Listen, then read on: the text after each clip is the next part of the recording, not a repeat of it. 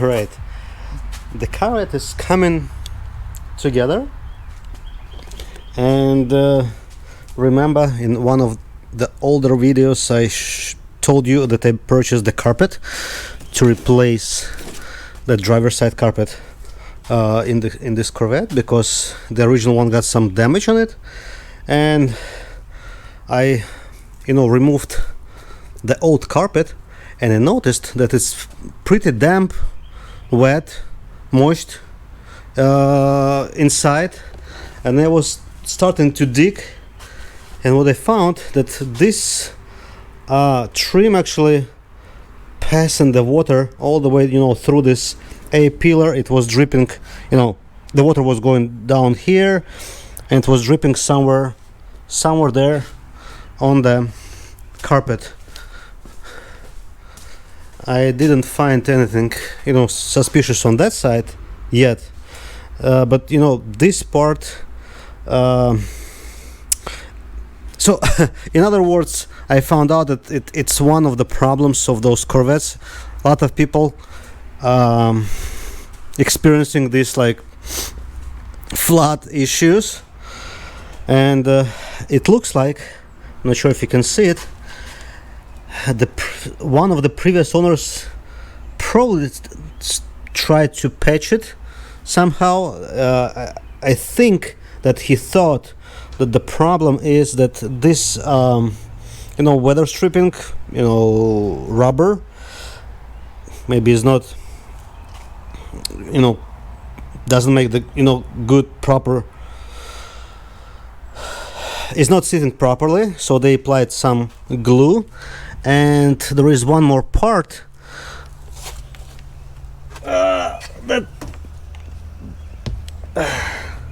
that is here, is this plastic molding. So the molding is being attached to this, the whole length of this A pillar and the roof, like with some this little foam, and this foam is no longer it's even so it doesn't do anything right now. So the water actually was penetrating not between the rubber and the molding, but between the molding and the roof assembly, if you wish. So those are no longer produced, if I'm not mistaken. There are still some leftovers. You can purchase online. They goes for about $300, like $289 plus tax for this plastic part. Mine is not too bad. I'll try to reuse it. At least it's worth to try to save $289. And there is some goo. Again, I don't know if this kind of goo was applied by the previous repair attempt or not. I already cleaned this goo, starting from here, and I'm gonna go all the way down there, and I'm gonna also clean this part, and I'm gonna clean the molding very carefully because it's very thin and brittle. Sure if it's cracked, but hopefully it still can do its job. Besides that, I purchased those pucks, and they are for attaching to the jacking point. There is no kind of rubber or plastic inserts. I can install those pads up to. So people are selling those those pucks. Those are like billet aluminum. People are using like regular hockey pucks, but I decided to go like with the permanent solution. So those pucks gonna be installed permanently, and it's very easy installation.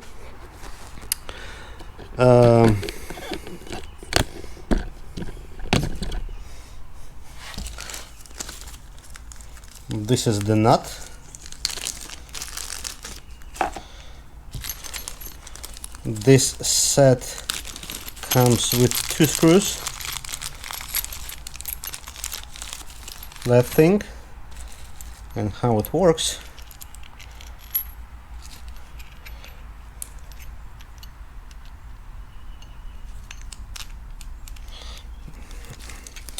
Okay, how it works. I install this.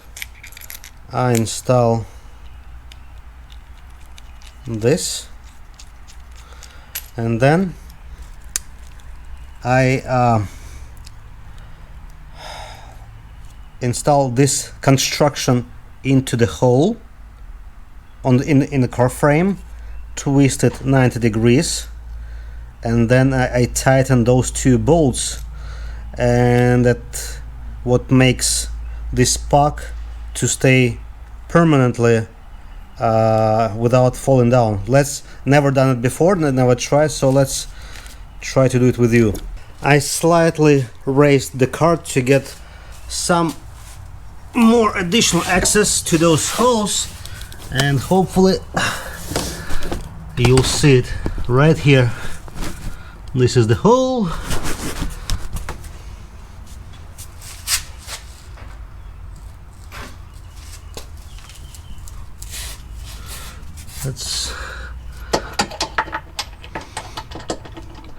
This is the puck, 90 degrees, and now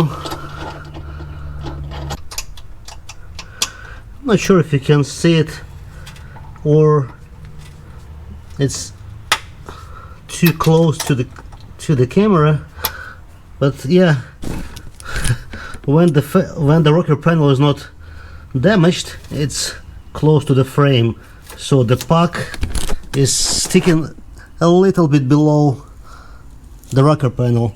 Not in this case when the rocker panel is bad, but that's the idea. 1 puck installed, 3 more to go. Won't show it to you like every single one of them, and I'll get back to you once I'm gonna do the door again. I received those items from Amazon. Both of them are 3M tape, double side. This one is 1 inch wide, 25 millimeters. This one is 1 centimeter wide, it's 0.4 inch. So this is the 3M. It's kind of sticks of goo, I would say. So where the tape won't make the proper contact, I'm gonna put some additional goo, let's say on some of the joints, like where 2 panels should join together. And so right now I'm using the contact cleaner and the paper towel, removing the the leftovers from the old goo the I guess previous person was using. Same thing I'm gonna do with the trim. It's somewhere there, so I'm gonna clean the trim from the goo. I'm gonna apply the combination, I'm not sure which ones yet, the combination of those tapes, and I guess we'll go from there. So far the contact cleaner is working pretty good, at least on this like a goo, like a sticky portion. It's not too aggressive, so it looks like it does not harm the clear coat or the paint. The only thing that leaves the residual on the paper is the goo, so there is no any like bluish residual from the paint. However, the towel is blue. So I'm gonna keep doing that, and all right, so I used the whole spray bottle of contact cleaner and finally got rid of most of the old adhesive and kind of goo on both of those items, like this plastic molding, this metal thing that holds the plastic molding attached as well, plus this kind of triangle piece. I already applied some 3M tape onto it, and I'm pretty much ready to attach it back to the door jamb. And what I found so far, that this thin double side tape, which is like 10 millimeters, 1 centimeter, it's also very thin in thickness, so I probably won't be using this one, because the other one that I have, this is like probably twice as thick tape, and I guess it's gonna provide more, I guess it's gonna be better for this particular application, let's put it that way. So yeah, that's the progress so far. Okay, this is the piece of art I made. I applied this white tape through these lengths up to this point. I applied 2 layers of thin, or actually, not thin, but thin and narrow tape right here up to this point. It's like the same as the OEM, the original tape was applied. In addition, I put the bit of caulk through the whole length of this trim piece, hoping that it's gonna help to differ some water.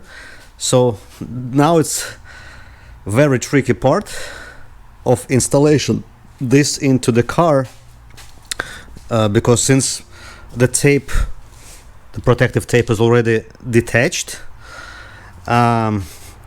once I stick it I won't be able to adjust it, so I'm gonna need to try to do it on the first attempt. I'm gonna continue the video after I install it, because I cannot hold the camera and finagle this part. Alright, this is how the finished product looks like, and you can try and let me know what mistake I made, because I surely made one, and you can possibly see a little clue, but I for sure won't redo it again to correct it. This mistake, I guess, is not important. You see what the mistake is? I'm gonna leave it as the cliffhanger, unless, sorry guys, you probably cannot see a thing with the light going through from the garage.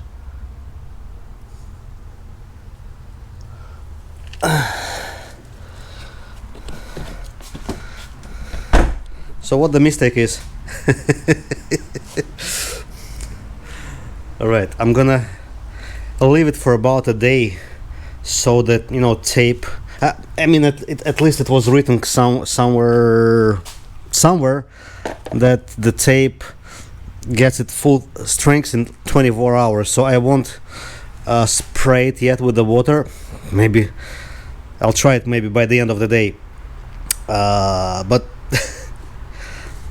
if it won't work, I simply gonna caulk it around this perimeter right here. I'm gonna use those stripes, because if I'm not mistaken, those are fairly invisible once they're gonna be flush with this like red molding. It's not necessarily I'm gonna do it, because who knows, maybe it's gonna work like it is. We'll see. I'm not patient enough probably to wait for a few hours, so I'm gonna move it out from the garage and I'm gonna do the water test, and we'll see. Maybe finally I'll be able to put this carpet back there, and one more step closer to the finish of the project. Okay, let's do some rain.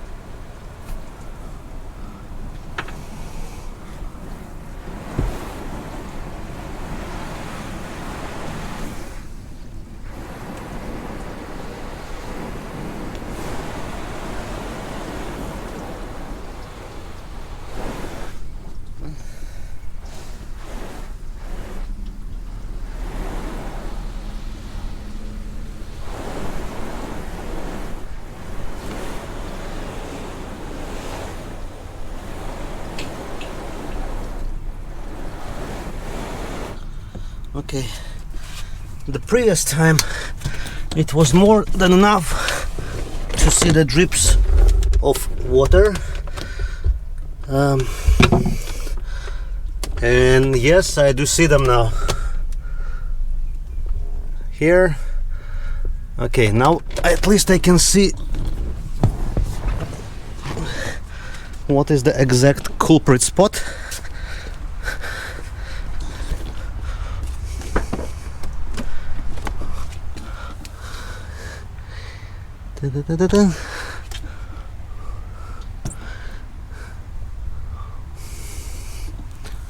Okay, previously it was dripping from here.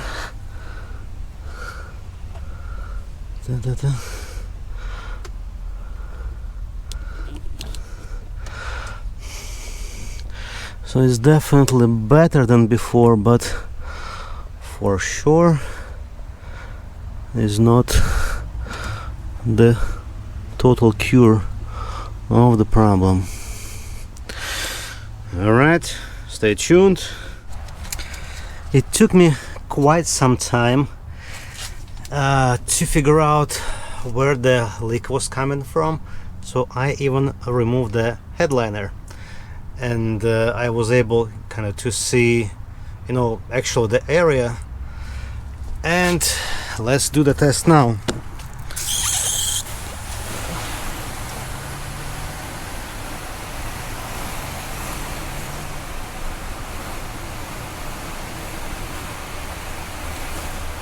So it's, you know, pretty normal size rain happening.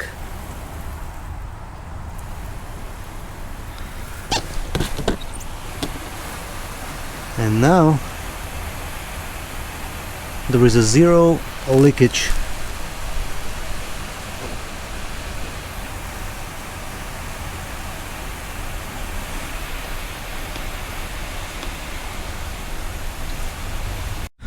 So I fixed the leak around the, you know, door jamb, and I found that the water is coming in between the door and the door panel. So there is the vapor barrier right in here. So it looks like it's the same story as on my older E39 BMW that was, you know, leaking the water inside, you know, on the carpet. So I'm gonna do, and I'm gonna install new, you know, sealant around this opening, and I'm gonna put this vapor barrier back in place. It should fix this leak issue. That's ridiculous. Those old cars.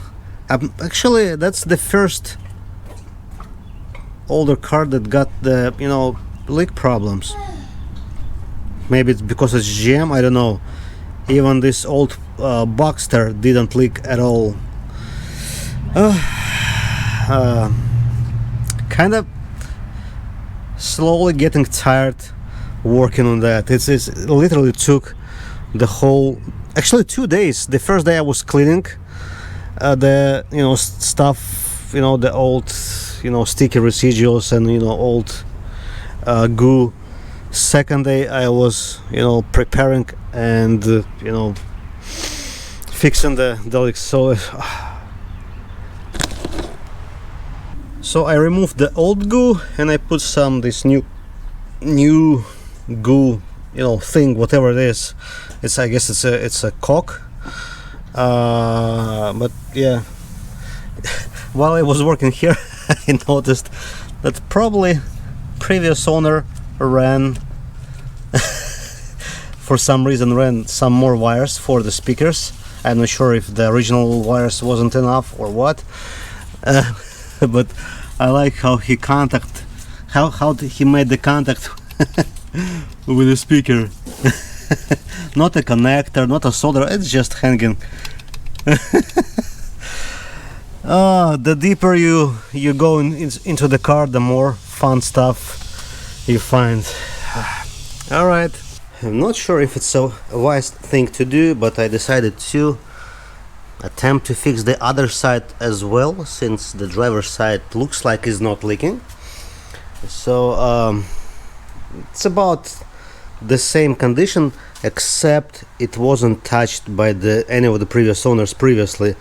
It was pretty much obvious that the other one was opened before, but this one appears to be, you know, like the factory did it. So I feel a little better about it right now, but the process I'm gonna be about the same, except I think I'll try another approach. So in addition to those, you know, stripes of double-sided tape that I'm gonna apply, you know, to those kind of rails or trim, I'm gonna put one more bead of this I'm gonna put one more bit of this, like, kind of caulk along the edge. I think it should help you know, prevent those leaks I've been fighting after I initially, you know, put those trims on the other side. That at least this is my theory. Hopefully it's gonna work.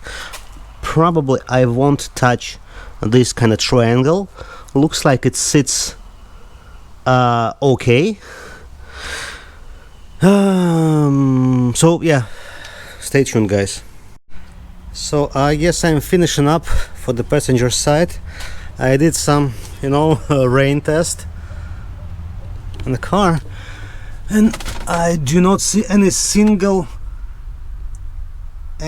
probably you cannot see anything because it's already getting dark today, but there is any single drop of anything. That's actually much better success rate comparing to the driver's side door, when it took me like quite a few, you know, finagling to make it right. But I guess it's probably I already knew, you know, where exactly to apply like more sealant or this like a goo thing. So it looks like tomorrow I will start to assemble the interior back, and again I'm gonna disassemble the passenger door. I assume the speaker is connected exactly the same way as it was connected to, you know, inside the left door, which is like, you know, total crap. But yeah, looks like my main concern right now is solved. Let me know, guys, if this is something that needs to be addressed. There is the crack around the bezel. I mean, there is a crack on the bezel around the heads up display.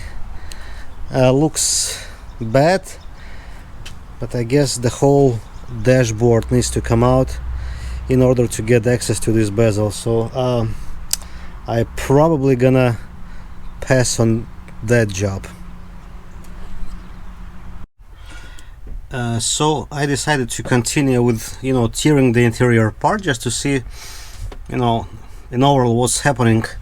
And I also removed this double DIN stereo as well, just to check how's the, you know, connection doing in the back, because after, you know, the speakers, those speakers, I was a little worried that the connection may be about the same quality as those, but looks like it's more or less fine for the head unit itself. However, what I found is there's like a doorbell button inside the, you know, how it goes. This is not a glove box, but armrest. So I didn't know what it does. So I thought maybe it's like some kind of, I don't know, you know, nitro spray, super turbo power, whatever. But turned out it was spliced into those wires, which goes to the how it goes, gas filler door. So something happened to the original gas filler door switch, and what I think happened, this the upper side, the button itself actually popped out, and they installed it, you know, incorrectly, because the switch itself can be pressed on both ways, this way, but if the button itself is, you know, switched, you can press on that side too. So it's possible that they, you know, this thing popped out and they installed it incorrectly, and they've been trying to press onto this side, and obviously didn't do anything because it got, you know, 5 contacts, and most likely it's been shorting incorrect contacts. So I installed this button in the proper way, and I checked it, and you know, you see it's closed, and when you connect this and press, it opens. So someone went through the troubles of cutting the hole in here, installing the ring door or doorbell button in, instead of simply fixing the original button. That's ridiculous, to be honest. So that's that. I'm gonna start to assemble it back in place. I'm gonna remove this crap, the doorbell button, from the armrest, and I mean, slowly getting there.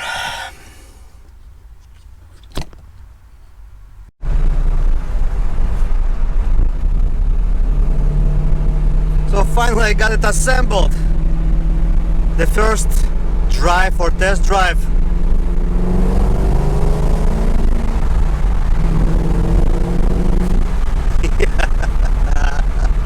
It's a freaking beast.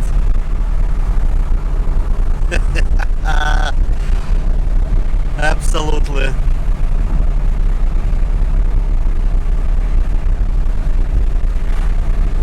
Woohoo! My God.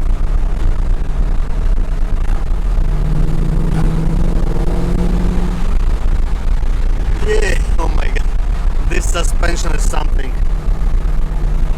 I mean, it's absolutely impossible to drive for the long distance.